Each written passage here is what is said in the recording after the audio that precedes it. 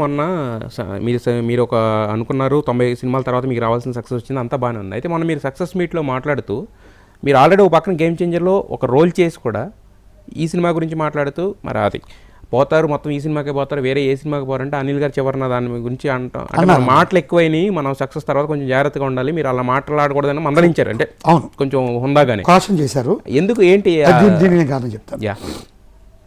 బేసికల్గా మీకు ఇందాక నేను వచ్చి 6 ఏళ్ళు అయింది, అమెరికా నుంచి 5 పూర్తి సంవత్సరాలు, అన్ని ప్రొడక్షన్ హౌలు, అందరు హీరోలు, బాలయ్యబాబు గారు, రామ్ చరణ్ గారు, వెంకటేష్ గారు, నాని గారు, విజయ్ దేవరకొండ, నాకు సన్నిహితులు కానీ హీరోలు లేరు. నేను అందరితో చక్కగా ఉంటాను. ఓ రకంగా నేను అజాత్ శత్రుని, I can claim that.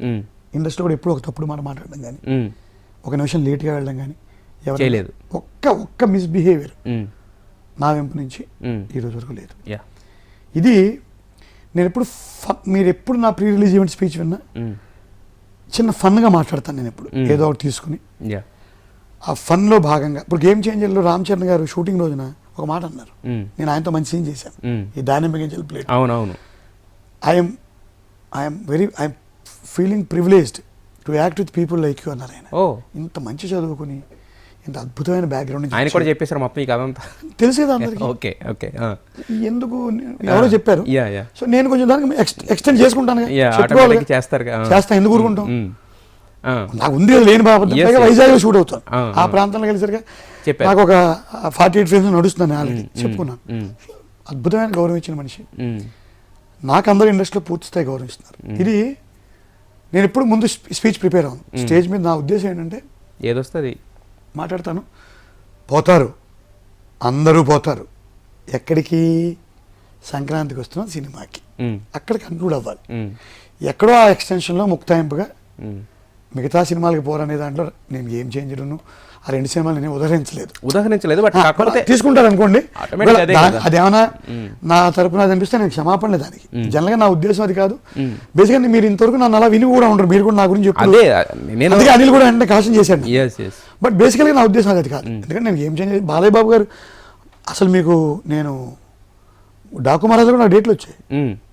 Okay, మీరు విన్నారు కదా చాలా ఇంటర్వ్యూలో, బాబీ గారి ఇంటర్వ్యూలో ఒక ట్రాక్ తీసేసాం అన్నారు, ఎవరిది, దుల్కర్ సల్మాన్ ట్రాక్.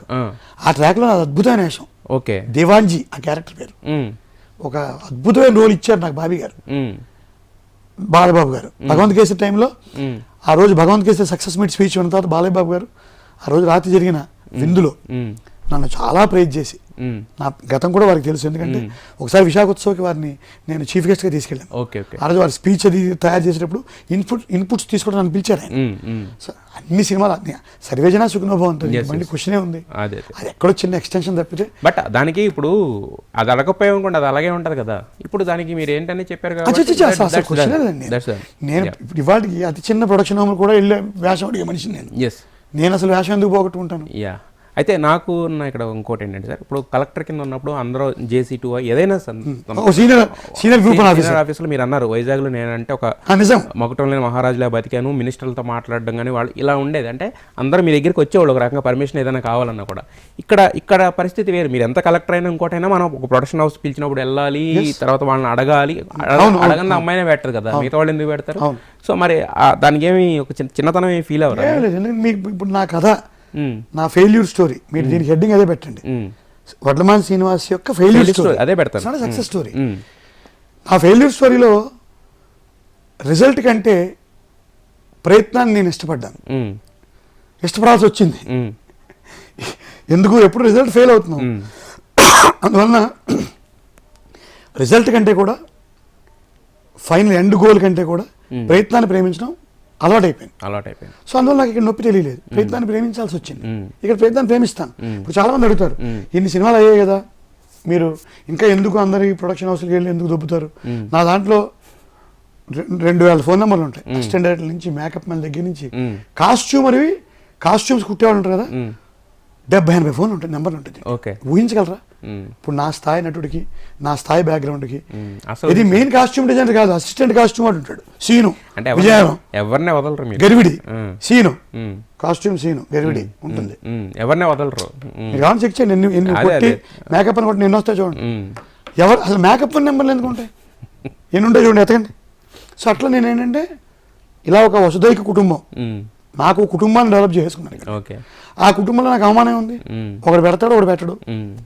ఒకడు పెడతాడు ఒకడు పెట్టడు. అది ఫీలింగ్ అనేది ఇప్పుడు లేదు. అయితే మరి ఇప్పుడు దట్టు కంటిన్యూస్ వేషాలు రావడానికి టైం కూడా లేదు బాధపడ్డానికి. ప్రయత్నించుకుంటున్నాను, 10 ట్రై చేస్తే 4-5 వచ్చేస్తున్నాయి.